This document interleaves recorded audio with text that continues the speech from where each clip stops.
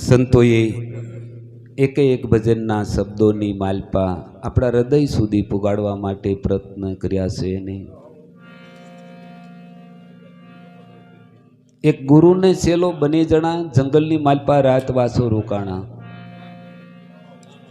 ગુરુએ છેલ્લાને કહ્યું કે બેટા તું આ ગામની માલપા જા ને થોડીક ભિક્ષા લઈ આય કે આટો ભાંગી આય.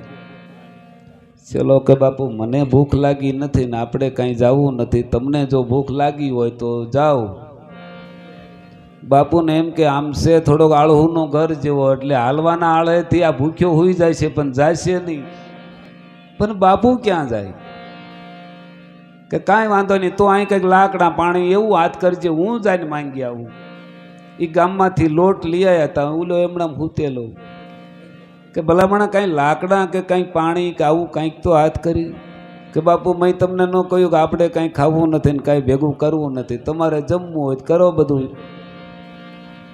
વણે બાપુ જંગલમાંથી લાકડા લઈ આવ્યા, પાણી લઈ આવ્યા કે હવે જો બધું તૈયાર થઈ ગયું છે, ખાલી બનાવવાનું છે. હવે કે બાપુ આ મારે નથી બનાવવું, કારણ કે મને ભૂખ લાગી નથી, તમારે ખાવું હોય બનાવો.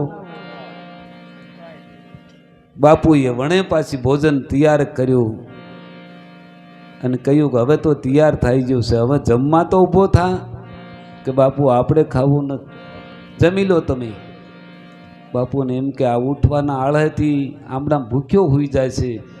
કોળિયા તૈયાર કરીને થાળ માથીને પછી કે મોઢું ફાડ, એટલે મોઢું ફાડ્યું એટલે મોઢાની માલપા કોળિયો મેલ્યો ને ઓલો એમને તાકી રહ્યો.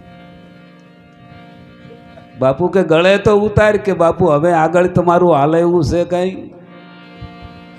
બાપુ કે હવે નો હાલે. એમ સંતોએ આપણા મુખ સુધી આપણા હૃદય સુધી શબ્દોને પુગાડવા માટે મહેનત કરી છે. પછી ઉતારવું ન ઉતારવું એ તો આપણી મરજીની વાત છે.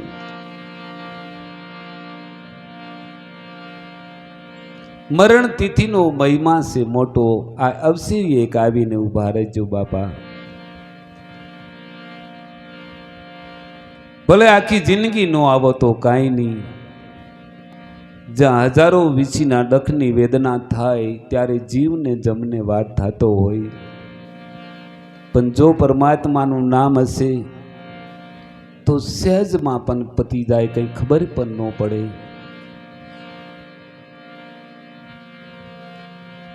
ગમે એટલું વાવતર્યું આપણે વાપરીએ, ભૂલો ભલે બીજું બધું પણ મા બાપ ભૂલશો નહીં. આ અગણિત છે ઉપકાર જેનો ક્યારેય પણ વિસરશો નહીં.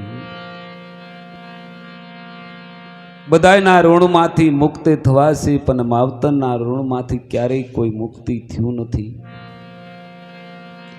એમાંથી માનું પગલું એક આગળ આપ્યું છે સંતોએ કે માની એક કહાની જુઓ, કે માની વેદના જુઓ. એનો દીકરો ક્યારેય પણ ઋણ નથી ચૂકવી શકતો. પથ્થર પૂંજિયા પૃથ્વી તણા ત્યારે જોયું હશે તમારું મુખ. હે પુનિત જનન કાળજા, તમે ક્યારેય પથ્થર નો બનતા. હામાં જેના ઘરે દીકરો ન હોય એની વેદના તમે ક્યારેક વિચારજો. પાણા એટલા પીર કર્યા હોય, કોઈ કંઈક તમે આ બાધા રાખો, આવડું આ છોડી દો તો ઈ છોડવાય પણ તૈયાર છે. આમ કરી કરીને માન દીકરાનું મોઢું ભાળ્યું હોય.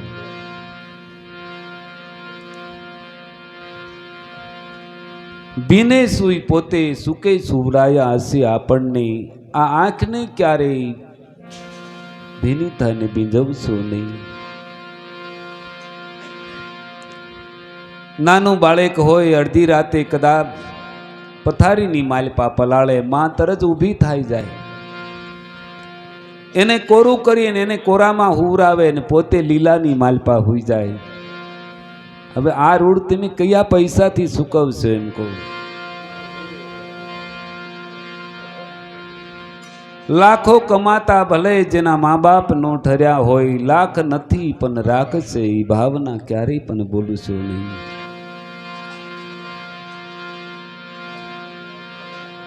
પણ જ્યારે સારા વિચારો હોય, અને ભગવાન સમય આપે તારે આપણા એના માવતરના સંસ્કાર પડી રહેલા હોય ને આપણને એવું થાય કે આપણા માવતરે આપણા માટે શું નથી કર્યું, એટલે પણ એની માટે કંઈક પરિવાર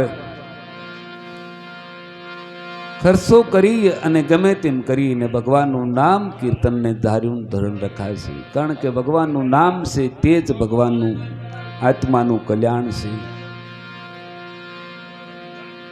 ચા પાણી પી લો અને પછી આપણે આગળ ચલાવીએ. બોલો રામચંદ્ર ભગવાન કી